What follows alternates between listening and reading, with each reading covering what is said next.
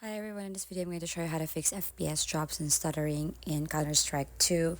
So we want to go to open our console, and in here just type CL underscore update rate. Now you want to change that to 128, so that's the first thing that you have to do in order for this to be fixed. And the second thing is we want to go type this CL underscore inter underscore ratio. So normally this is 2, but you can change that into 1, and hopefully that would resolve the problem.